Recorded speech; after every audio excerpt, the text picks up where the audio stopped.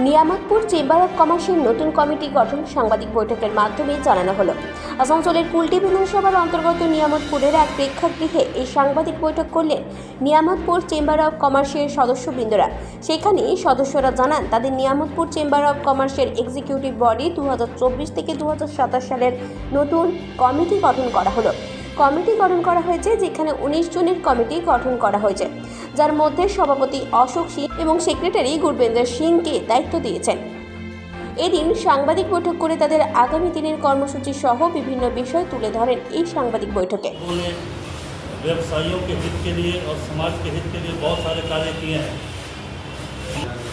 और कुछ कारणवश कोविड के कारण या और बहुत सारे कारणवश हम लोग थोड़ा लेट हो गए नए कार्य करने की घोषणा और चुनाव कराने में। हमारा चुनाव पिछले हफ्ते हमारे सारे मेंबर के द्वारा किया गया। हमारे सारे मेंबर जो कि एक्सिक्यूटिव बॉडी के हैं और सभी को आमंत्रित किया गया कि जो हमारे बॉडी का हिस्सा बनना चाहता है वो अपना फॉर्म भर के हमारे साथ शामिल हो सकता है। तकरीबन 19 जन की हमारी एक्सिक्यूटिव बॉडी जो है वो पिछले চেম্বার তো সব সময় চাইছে কি নিয়ামতপুর জাম মুক্ত হোক।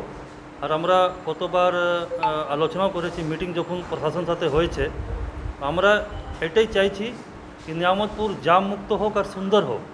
ইয়ার জন্যে যারা ছোট ছোট ব্যবসাদার আছে, ইয়া ঠেলাওয়ালা আছে, ইয়া রিক্সাওয়ালা আছে, ইয়াদের একটা জায়গা দেওয়া হোক। কারো পেটে লাত মারলে তো কাজটা চলবে না, মানুষ কামাবে তো পরিবার চলবে। আমরা চাইছি কি নিয়ামতপুরে একটা সবজি মার্কেট হোক, একটা হকার্স মার্কেট হোক, একটা মাছওয়ালা বাজার হোক, ওখানে সবাইকে একটা জায়গা দেওয়া হোক।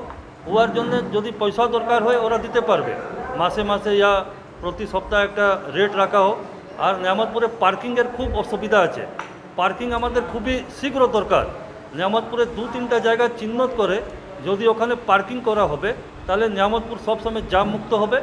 আর আপনার মাধ্যমে আমি এটাও বলতে চাইছি কি ড্রেনে উপরে যারা দোকানদাররা আছে ওরাও ড্রেনে উপরে কোনো ব্যবসা না করুক। ড্রেন টু ড্রেন আমরা যদি ক্লিয়ার রাখি তাহলে নিয়ামতপুর সুন্দর হলে বাজারও বাড়বে আর নিয়ামতপুর দেখতে ভালো লাগবে।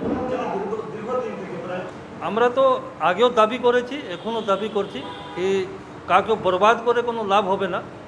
ওয়ারদের একটা জায়গা দেওয়া হোক আর জায়গা দিয়েই ওয়ারদের একটা জায়গাটা এনে ওয়ারদের বাজারটা চলুক, পেটটা চলুক, এটাই আমরা কামনা করি। আসানসোলের কুলটি থেকে বান্টি খানের রিপোর্ট 99।